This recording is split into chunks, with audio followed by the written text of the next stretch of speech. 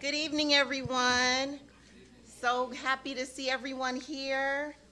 And welcome to the 2023 James C. Williams Awards reception. My name is Sonia Brooks, and I am a PhD and MPH student here at UCLA and a Bruin, so I'll be a triple, I don't know, a number of them, yes. Hello, hi, I'm Raymond Bell. I'm a 1978 grad here. I am currently a producer of a documentary called Called Up. I've been in the television business over 35 years as a producer at sports and news here locally in Los Angeles. And we're here to present a wonderful, wonderful, wonderful award. Since 2015, the UCLA Beloved Community Initiative has enjoyed hosting a reception at the close of the MLK Remembrance Day at UCLA. This signifies the culmination of the Beloved Community Awareness Week, and we are so delighted that all of you could join us today for this special occasion. So without further ado, here to deliver our invocation is Pastor William D. Smart Jr., and Pastor Smart is President and CEO of the Southern Christian Leadership Conference of Southern California. He is also the co-pastor of the Christ Liberation Ministries in Los Angeles, where his wife serves as senior pastor. He recently served as the Director of External Training and Outreach at the Los Angeles Alliance for a New Economy, and a nationally recognized nonprofit organization. And he has been there for almost 10 years. He has also worked as an adjunct professor of world religion and biblical studies at Lane College in Jackson, where he also serves as the interim vice president. Reverend Smart has served as an advocate and disciple, get that right, disciple of Dr. Martin Luther King Jr. throughout his life. He has participated and worked with various social justice organizations and movements on behalf of African Americans and all people who have been oppressed in some capacity. I'd like to introduce to you Pastor Smart.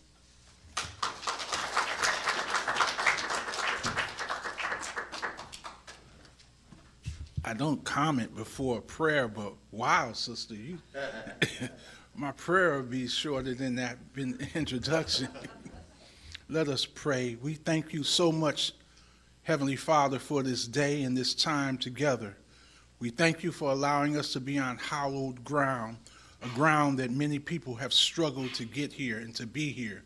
We bless you for these awardees today and the life that they have led and the contributions they have made for the righteousness and the glory of you and everybody. We thank you, Lord, that the beloved community here is alive, and we just thank you that it will continue and allow us to be redeemed moments and be forebearers for a new change in America, a new change that can make and bring forth that beloved community as Dr. Martin Luther King wanted it to be so badly.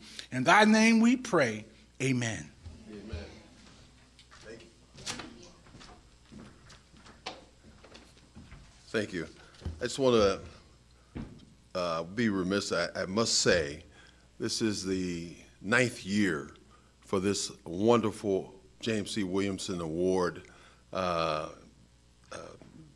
UCLA Beloved Community Initiative has enjoyed hosting a reception at the close of the MLK Remembrance Day at UCLA to signal the culmination of Beloved Community Awareness Week, and we're delighted that all of you could join us today.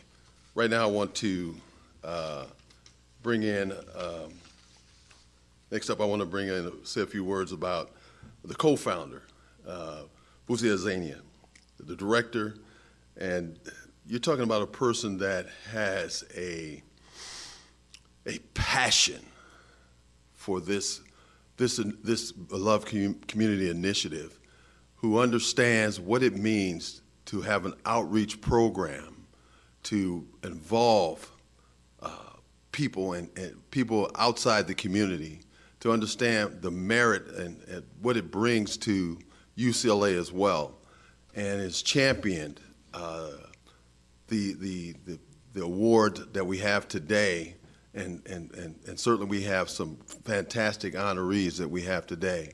I see the family members are here, people are gathered here, and you are so deserving of this award.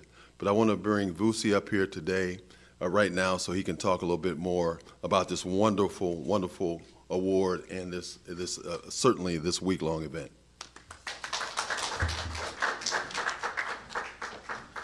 Thank you, Ray, and thank you, Sonia. You know, one of the Dr. King's speeches that we wanted to highlight today was a speech that he delivered shortly before he was assassinated. And the title of the speech was "Remaining Awake During a Significant Revolution."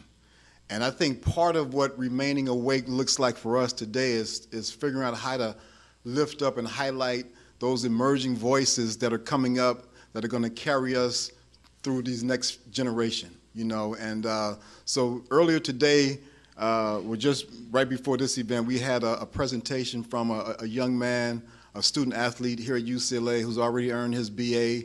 He's working on his master's, still has 2 years of football eligibility to go. But one of those young voices that really spoke power to this ideal called beloved community. And tonight you're going to hear the story of a young woman who is really the embodiment of what bringing real diversity to UCLA. You're talking about an institution that sits on traditional land that belonged to the Tongva people, you know, and you have a young woman who I think is one of the first people, if not the first person from that nation to wear the blue and gold, you know. And so it's significant that, you know, our coordinating team listened to the voice of a young leader and said, you know, it's time for us to kind of like bring these voices up and let them have an opportunity to take center stage. And so we listened, and I think earlier we had a great presentation, and I'm looking forward to learning in more detail about a young woman who's had a tremendous impact on the campus. We started this endeavor 2015, as you've been made aware. This is our 9th year. We'll be celebrating our 10th anniversary of something that started to just commemorate the fact that Dr. King visited UCLA. I mean, Dr. King went a lot of places, but he didn't go everywhere. But he did come here, and that's significant. And when we saw that the institution was not going to acknowledge that, we put a proposal together, and me being an activist and a programmer, we just said, let's just do this every year. You know, and so what was the 4th Tuesday of April of every year, MLK Remembrance Day at UCLA, resolution passed by student government, we have morphed it into 8 days. We go from the 3rd Tuesday to the 4th Tuesday of April every year, and we call that Beloved Community Awareness Week. We got there because we recognized a relationship that Dr. King had with someone who's probably the most iconic Bruin, Jackie Robinson. And 2018, so this building is significant because this building is, you know, Chancellor Block says that this building holds a very important lesson. Royce Hall, because it's named after a person named Josiah Royce, who actually coined the ideal called beloved community, that Dr. King became the greatest champion of. What we're trying to do is say, no, an institution should probably be the greatest champion of this ideal. You know, so 2018, Royce said, y'all can't do your program this year because we are in a contractual obligation with another entity. Pick any other day. And so we said, well, we'll do it the 3rd Tuesday. And we were sitting in a planning meeting. I said, you know, I wonder what, and we were, for some reason, we were close to Jackie Robinson Day, right? So I said, I wonder what April 15th, 1947 was, what day of the week that was. It turns out that April 15th, 1947 was the 3rd Tuesday of April that year. Dr. King visited April 27, 1965. That was the 4th Tuesday of April that year. I was like, wow, we got 2 goalposts. We got 2 brothers that were united in their work. You know, one is an iconic Bruin, one was kind of looked to this guy as a leader, you know, as a trailblazer. And so here we are culminating Beloved Community Awareness Week, and I think fitting for the 2 folks that are receiving our award this evening. Both student leaders. one who has now moved on and has become a dynamic leader in South Los Angeles, and you'll get to hear more about his story, and then the young woman who I've already preferenced. So real quick, my name is Vusi Sizwe, you got that. I get to advise students who create community service organizations and also help them manage their risk to make sure that they protect themselves when they're out providing these direct services, whether they're health-related, education-related, or working with real specific social justice issues like young people who are recently incarcerated, just coming back home, after-school tutorials, et cetera, et cetera, et cetera. So, and then I also get to serve as the Vice President of Special Programs and Community Engagement for the Black Staff and Faculty Association. But as you know, Ray mentioned, I got a chance to become the co-founder and the director of this initiative, and it's something that I'm going to be at UCLA until Monday, June 30th, 2031. And this is going to be the heart and core of what my remaining time at UCLA is about. So, so without further ado, I'm going to turn the microphone back over to Ray and to Sonia. Thank you.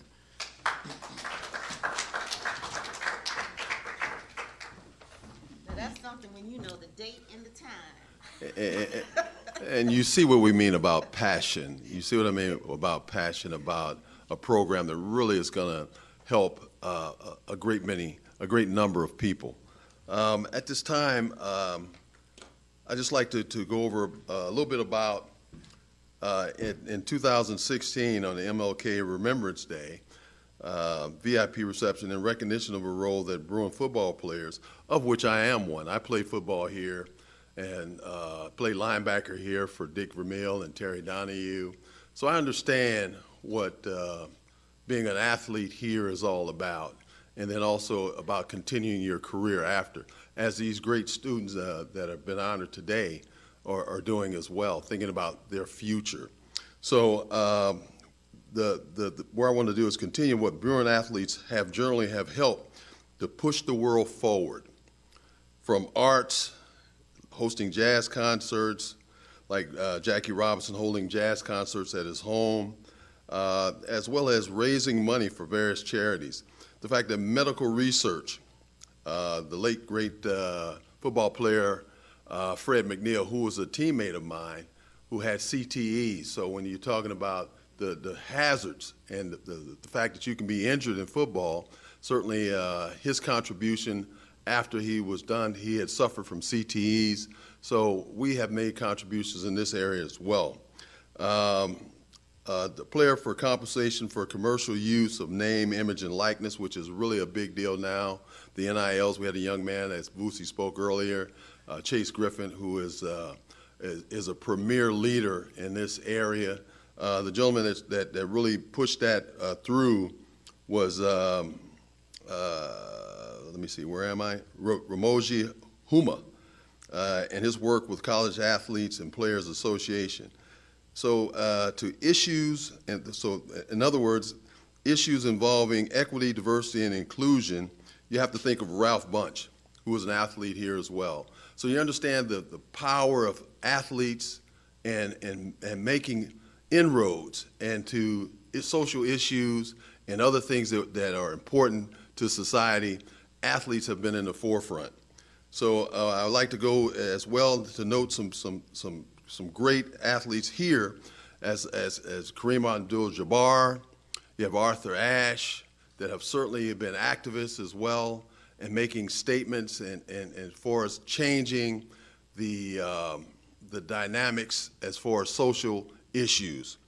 So I'm going from this to talk about James C. Williamson. James C. Williamson is a noted UCLA first black football player. So for me, that speaks volumes. The one to break that barrier is the one as James C. Williamson. He was a gentleman in 1919, came here and became a football player. He was on a track team and a member of the Glee Club. Just imagine doing all that as a person and saying, hey, look, I'm a person of color. What kind of adversity did I have to go through? We have some recipients here today that are first in their particular ethnicity to break through a barrier as well and do some things that are outstanding. So you can relate to James C. Williamson breaking a barrier. So not to be too long-winded, I just want to share that with you, and then we're going to go and talk about the past post winners. Let's do that. Okay, so we just wanted to pay homage to our past recipients who are, I'll do one and you do the other. Go ahead, do them So, both. now Do everybody- them both. Do them Okay. both. Do them both. I talked long enough. I like that, okay. So the past, the present 2021 award recipient is, or are, the great Lena Brown. Please stand. Please acknowledge Lena Brown right there. And we have to say, you know, because of COVID, we couldn't really honor her then, but now we can. And so I just wanted to really pay homage to her. Again, will you please stand so you guys can see who the great Lena Brown is?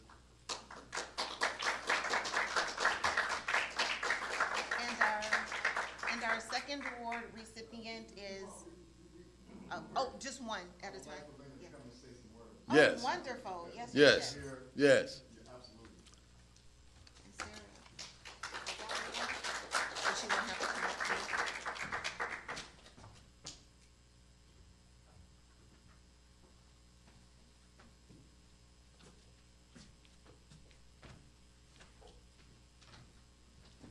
Thank you. Good evening. And before they introduce me, I always start out my presentations when I'm talking to students, and I always say, for those who do not know me, my name is the great Lena Brown. And those that know me know I'm the great Lena Brown. But when I received this award, it was a great honor when they called me and told me I was going to receive this award. And like a lot of Bruins, especially Black Bruins, we didn't know who he was. I didn't know who he was. I had to look it up and find out the things that this man achieved in the year that 1919 is when UCLA started. So it was an exciting thing for me to find out what he did. And as you all know, a lot of the history of African Americans is not out there. You don't know who people are and what they've done. And this was a great pleasure for me to receive this award, to find out I am an alumni of UCLA, of class of 1994, and to know the accomplishments that this man had done, and not only in the athletic realm, in the academic realm as well. And I thank you again for this award, and congratulations to the new awardees for 2023.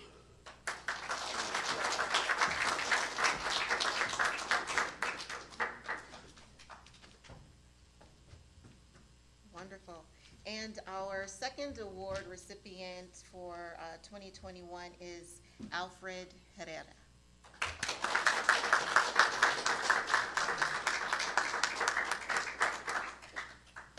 And we would like for you to give some remarks as well.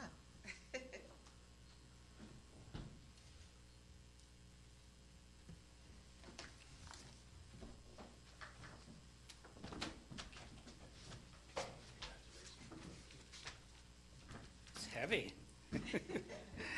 Good afternoon or evening. As introduced, my name is Alfred Herrera, and I'm very excited to have been honored with this award a couple years ago, and thank you to Vuzi for the passion and the power that comes with you as being who you are, and it's been a long time coming. You said June 30th, 2031 is when you will leave this place, UCLA.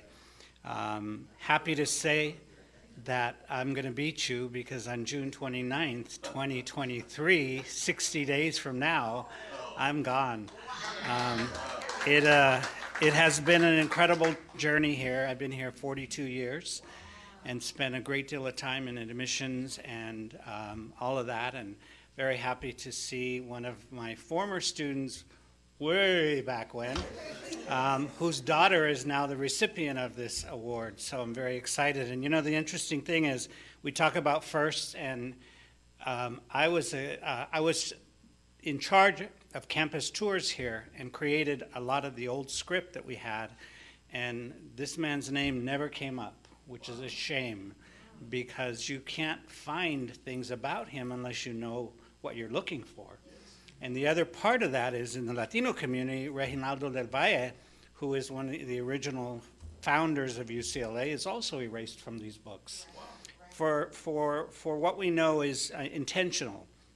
And so to be here to receive this award, and the other tie-in is Fred McNeil. Interesting that you say that. He went to the high school that I went to, Baldwin Park High School. I went to school with his sisters, Leslie, and I can't remember the others. So to see all of that kind of interweave is exciting. But the work that I have done is focused on social justice, equity, and access, and making sure that students have an opportunity to be at a place like UCLA, because we need students who come from our communities to change the face of what this institution looks like. So thank you again for the award.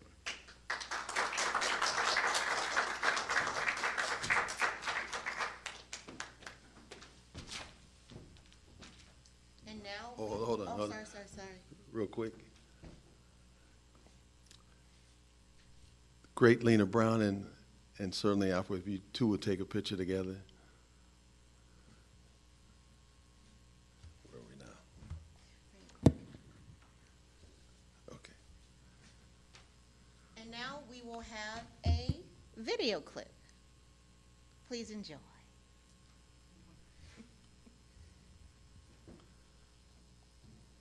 Ha Awishkanaha Ekwaha Netwanyane Desiree Badagan. As a Gabrielino woman, matriarch systems and honoring our indigenous women, like our mothers and grandmothers, is very important. One fierce indigenous leader that I look up to is Deb Haaland. She not only represented in Congress, but also now has the position of the Secretary of the Interior.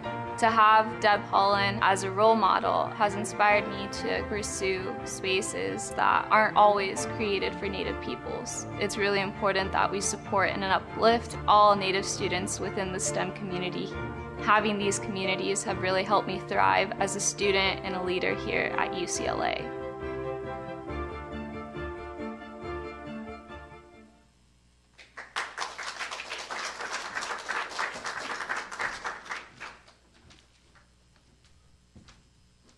And here to present our 2023 James C. Williamson Award to Ms. Desiree Badagan is our very own Alfred Herrera.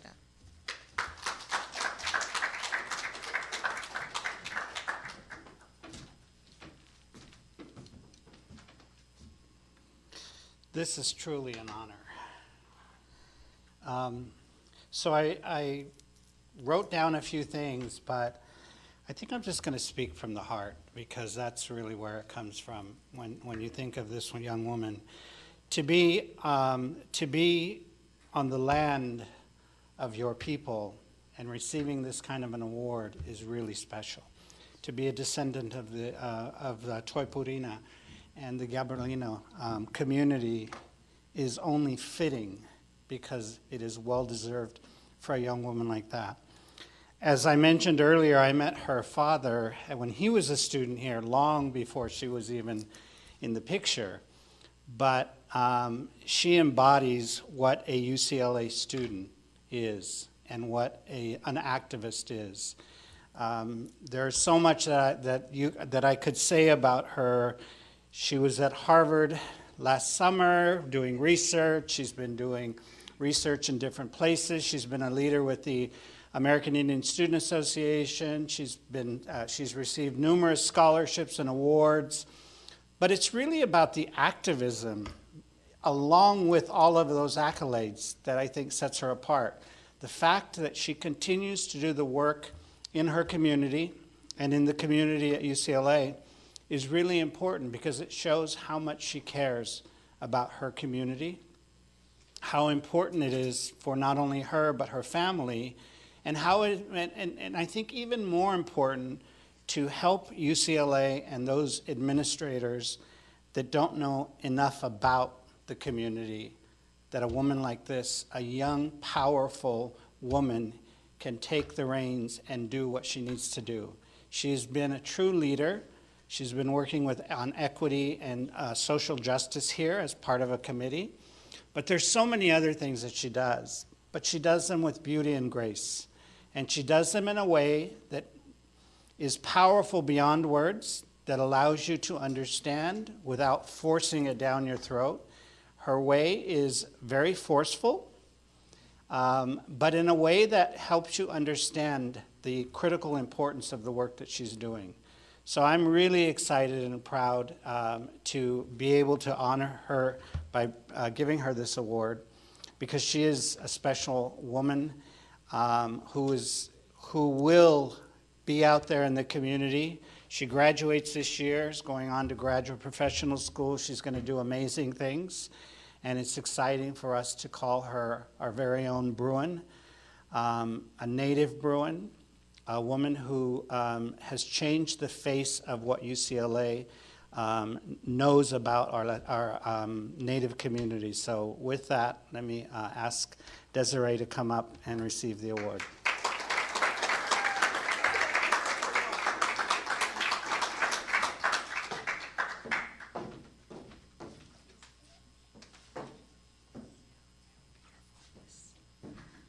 Miha awishkonaha ekwaha netwanyane.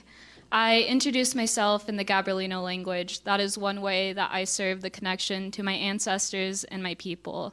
I stand here on the tribal lands of the Gabrielino people, and as one of the first women Gabrielino students to walk UCLA.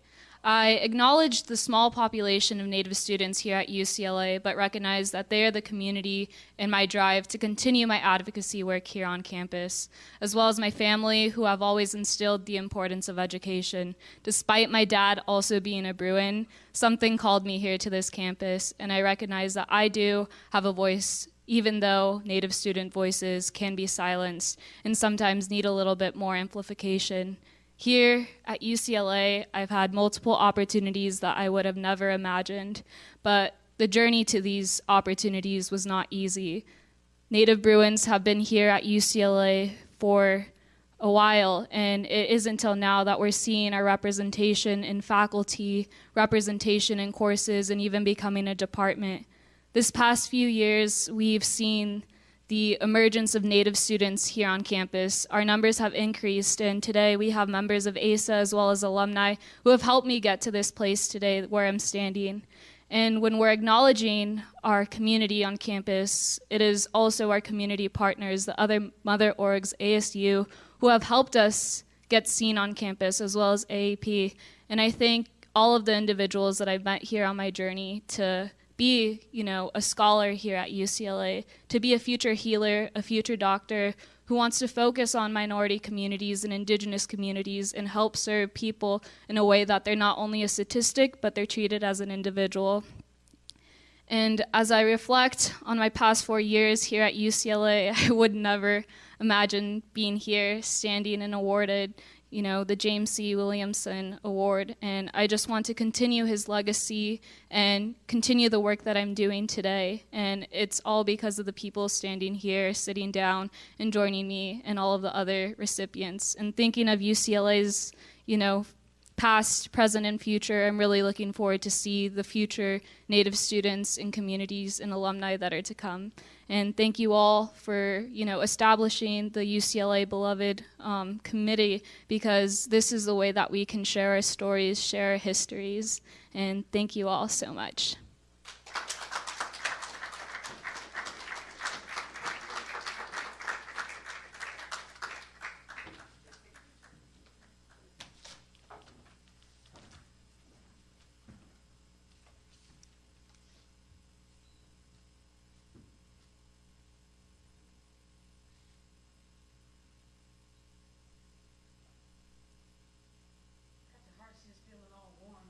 Yeah, it's just amazing to see someone receive an award like this, and it's so representative of the future to make change.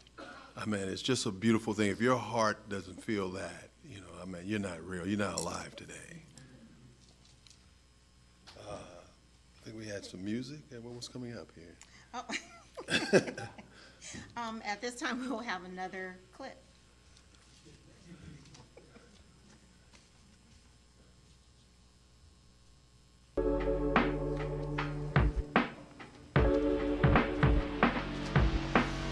My name is Alberto Retana. We're a family of 5. I have an older brother, older sister, and the 2 parents. Parents are from Mexico and from Costa Rica. UCLA has meant advancing my family's dreams, opportunities for me to succeed after having immigrated from Central America and Mexico. And ultimately for me, it became about using that opportunity to help my community.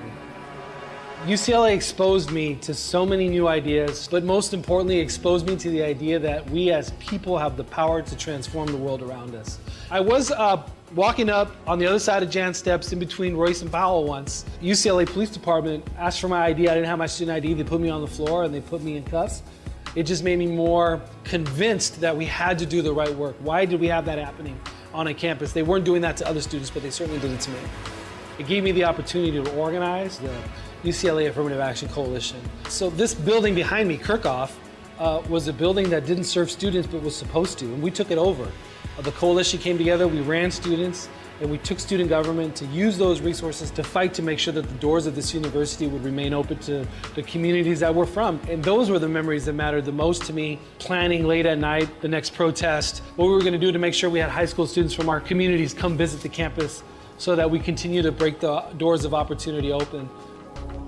Idealism is great, right? We do need to have a world that serves us, but idealism lives in the dream world. I believe that what we have in front of us can be changed. It's not a matter of ideas, it's a function of power. It's a function of the possibility of people coming together. I remember working in the Obama administration, and I learned at that point how much power we didn't have and how we need to get organized so that we can influence change. We all have an opportunity and a righteousness to stand for not just ideas, but to do what we believe in by action. And I think that's what I mean when I say I'm a materialist. I've been a part of many protests. The most powerful moment in any protest, we're a community that believes that change is absolutely possible in a world that's stacked against you. That's at the core of what protest is about. It's what you're fighting for, and that's justice, that's freedom, that's liberation, and that's what's ultimately guiding us. Mass action together.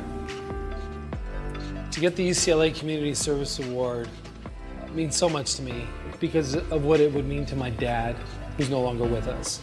Ultimately, this award is for my mom and my dad, who sacrificed so much for us to be able to be here, and for me to be able to use the privilege of the university to work and fight for the betterment of our community.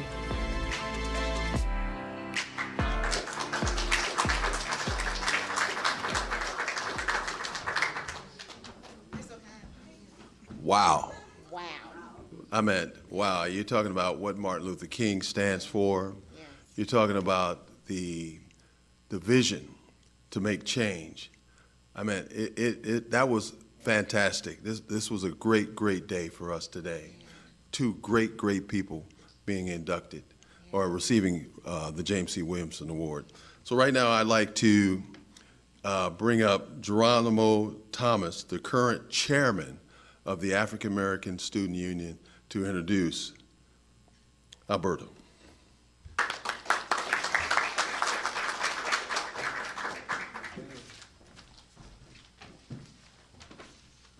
To preface, as I begin this introduction, of course, I don't know you personally, but just being able to research you and kind of understand everything that you've accomplished, it's established such an immense pride in me to even just have the ability to introduce you. And so let me just start there. And buckle in, because we got a long legacy that I gotta boast about for a little bit. But Alberto Retana is the president and CEO of the Community Coalition, so a nonprofit based in South Los Angeles, empowering residents to transform their communities and improve their education and reimagine public safety. And as president and CEO, Alberto's developed so many initiatives to build Community Coalition into a mass-based organization involving thousands of South LA residents in the practice of creating change, in which I really want to emphasize is so important, because giving that autonomy to a community who for so long has not had that voice is so essential.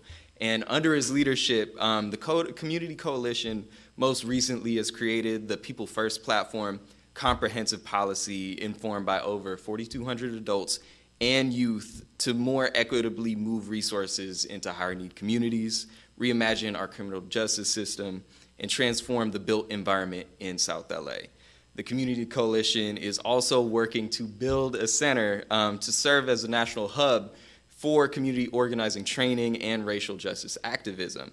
And Alberto's leadership has broken new ground for the coalition. He's built the organization's cultural arm, including PowerFest, South LA's premier political concert, drawing thousands of South LA residents, People's Power Convention, an annual convening that engages residents through plenary sessions and workshops, and Reimagine Justice, a living art and people's exhibit marking the 25th anniversary of the '92 LA uprising. And in 2018, the Community Coalition was selected by the city of LA to organize Embrace LA inaugural dinner series and successfully mobilize over 1,200 Angelinos across the city to discuss race and equity in Los Angeles. So to preface, I'm breaking in and out of my script, and I want to applaud this because for so long there have been so many gaps in terms of the history and just in terms of advocating for people in the region.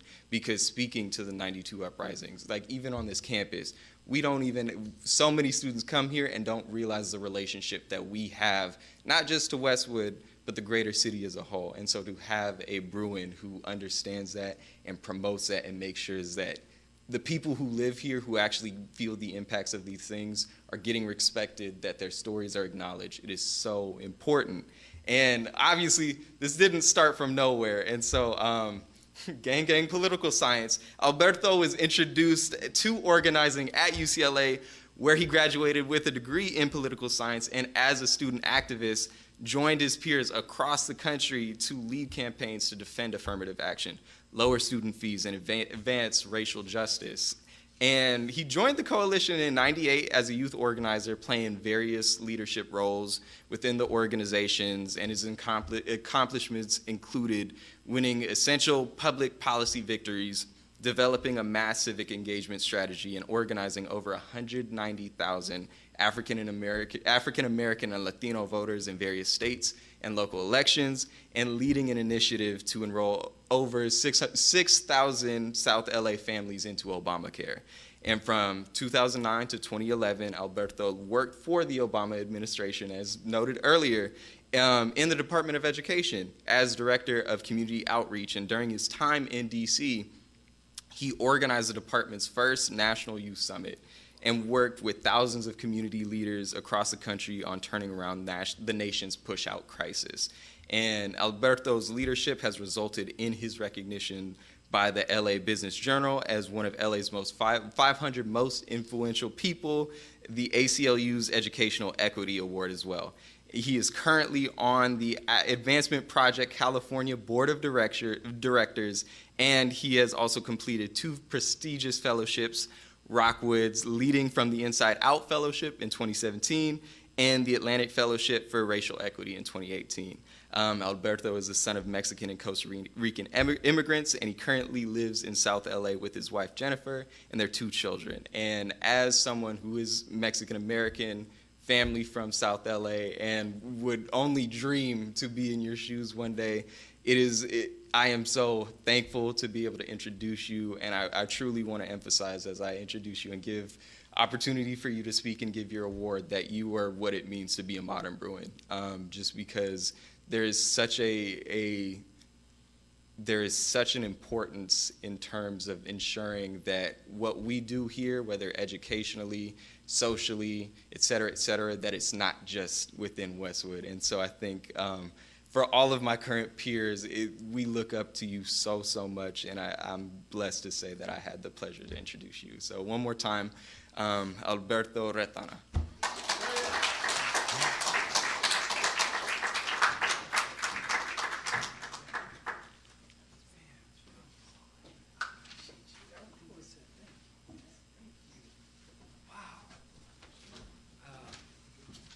You can say South Central. I know you wanted to say it. I know you wanted to say it. It's all good. Wow.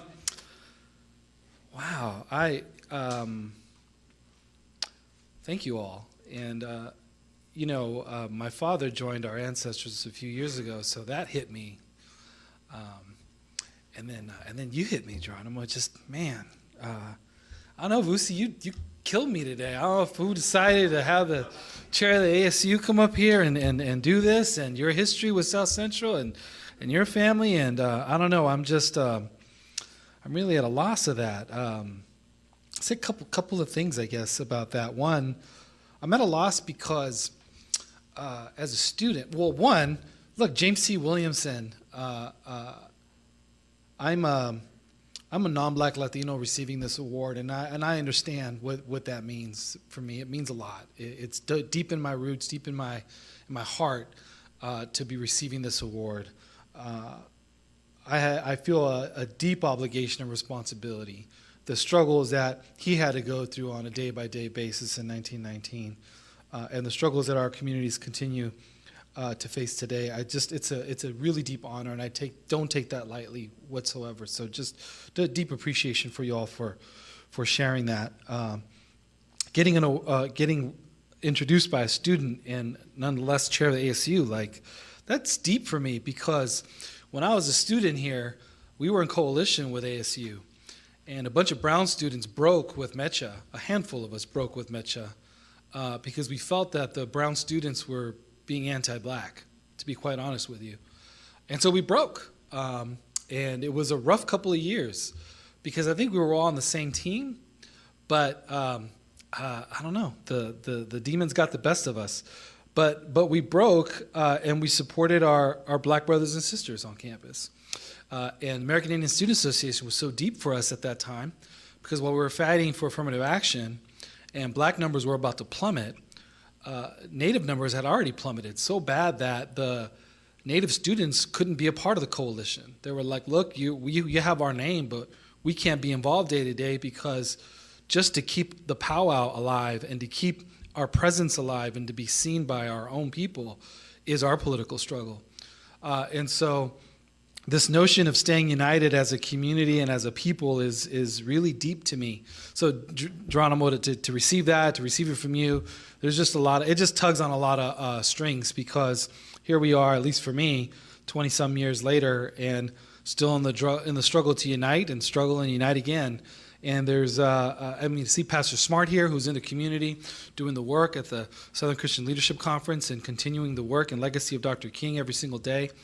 Every single day in Los Angeles, we got 40,000 people on the street, 4 or 5 people dying every single day on the street without a place to live. And we can't turn our backs on the single greatest humanitarian crisis that we're facing. So I just encourage all of us to figure out a way to get engaged in the struggle to end the houselessness crisis, the housing crisis. We're facing close to 200,000 people being evicted over the next 6 months because of the release of the eviction protections. These are everyday folks. These are potential future Bruins, potential future students at Cal State Dominguez, future students at any community college. These are folks whose lives are truly on the line. And that's what I come in thinking about tonight, and to continue the struggle. And it just means a lot. At the beloved community as a concept means a lot. And Horace Mann is 3-4 blocks from my house. It's a few blocks from Community Coalition. And my family's everything to me. And if I were to be totally vulnerable and honest about my son, Horace Mann needs it. He don't go to Horace. He doesn't go to Horace Mann. I send him to the West Side. I send him to Mark Twain Middle School. That's what I do. Why? Well, because I know what's happening at Horace Mann on a day-to-day basis, and it's not right. And I understand he's got a privilege. He has to come back to 79th and Western. He has to see the experience and feel it. And this weekend he went to go see his favorite author called Jerry Craft, who wrote 3 books, 3 graphic novels. He's an African-American writer, first graphic novel to get the Newbery Award. And he writes a story of a young kid who goes to a different school and has to deal with white people, deal with class, has to deal with class. And he went to go see him this weekend in USC. Sorry. And went up and took a picture and engaged. And, my son's going through the struggle. We all kind of live in our contradictions, right? but we also have to do our very best to not lose sight of the struggle. So it's an honor, Desiree, to receive this with you. I'm so honored to get to know you and support your leadership and your growth and where you're going. Community Coalition as a home is there for you, and it's a home for everybody here. Anybody wants to get more involved in Community Coalition, we're at 81st in Vermont, and you don't even have to go. You can get involved virtually, engaged. I just would love for you all to be a part of the movement any way you can. And I'll just end there. I'm rambling because I was really thrown off. But Geronimo, I love you. Thank you so much for this award, Vusi, the beloved community, UCLA. And for the athletes, I walked on and walked off. I walked on to the UCLA tryout, and I walked off at the end of the day, so I wasn't able to join the team. I walked into the theater department, and I walked off of the theater department because I didn't make the acting or world. But one thing I walked into was the movement, and I'm glad I'm still a part of it. So I love you all. Thank you so much for this award.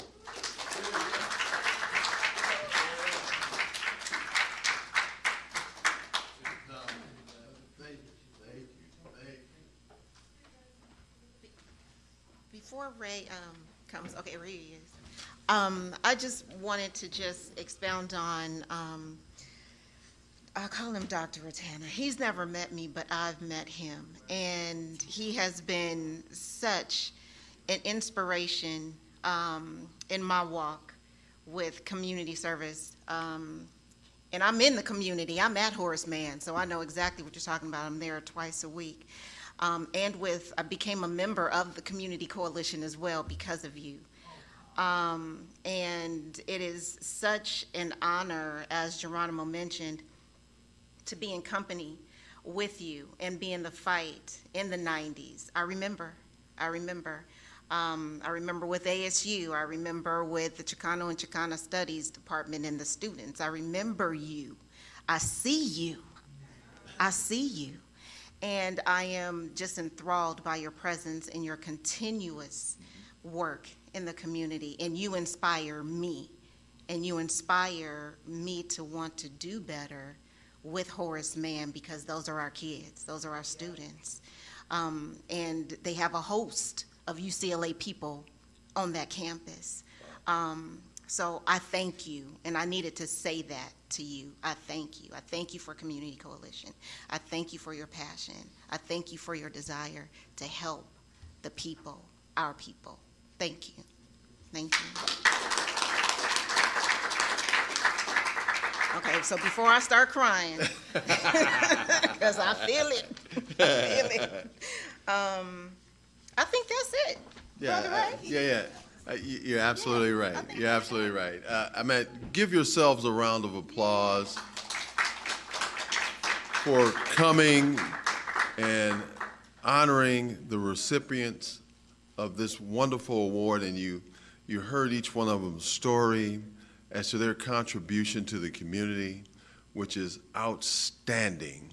So when you think about the future and why the Beloved Community Initiative is important, to these recipients, all four that are here today, is a reason why.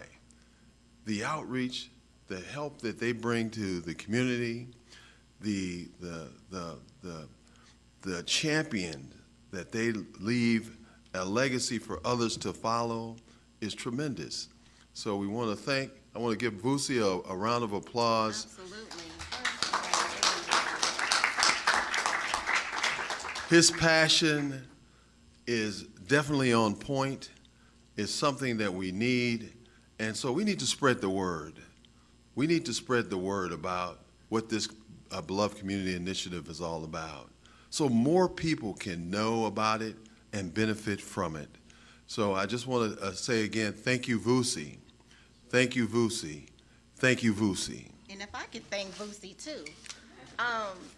It's remarkable to see how this man has kept this dream alive for so many years, especially amidst the challenges and the pushback and the lack of participation and the lack of, I can go on and on and on.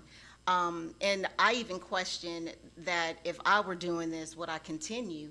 But he just, come on, sis, no, we got this. And that is his MO every single time. I'm like, well, Vusi, no, it's not. Yes, sis, no, we got it. And we do. But to see this man continue to persevere through everything is just remarkable. And my brother Ray keeps on saying passion. We're going to have to find a deeper word for passion, because sometimes passion can lead you astray, and sometimes passion can make you just stop. But he doesn't, because he sees that this vision of how this interconnected web of indigenous people, and when I say indigenous, I'm very specific, and not only Native and Latino and Latinx, but also African, how these peoples and these webs are interconnected and how they stay interconnected, regardless if we want to believe it or not. But this campus has been built literally on the blood and the backs of our Angelinos and our Gabrielinos, natives, but also on our Latinx and Black students as well. We have the Black Panthers who were shot and killed on this campus, and it was to radically free our indigenous communities. And all of that history has continued to be suppressed. And that's why I'm so just enthralled to be in your presence, yes. And as well as Dr. Ratana. But I say all that to say this: Vusi is definitely a man to be recognized and celebrated. Yes. And not only for this event, the event all day, but for the years that have passed, and also for our interactive day that is coming up on May 19th, that is going to be here, and that's when we bring the students on campus to celebrate and to learn in the area of STEM that typically excludes our people even more. But we're here to show them that this is y'all, this is us, this is our community. So please come back on May 19th and engage with our students and learn also from them as well. But okay, without further ado, I think that's it, right? Yeah, that's it. Yeah, so I thank everyone. We thank everyone for coming, yes, and for participating and in our beloved Community Awareness Week. And okay, yes, we'll see y'all on the 4th Tuesday of April next year. Thank you again, all the recipients, all the recipients. Oh, there's food in the back, so hurry up and get it before I do. Thank you again. I said we on the spot. You know we on the spot. I said we on the spot. On the spot. On the spot. Lie. This is real life, this real advice. Real perspective, not always nice. This is real life, on the spot live. Make the wrong choice and you might not survive. This is real life, Belly's life, Ellie life. Everybody wanna live the good life. This is real and got so much appeal. On the spot, real.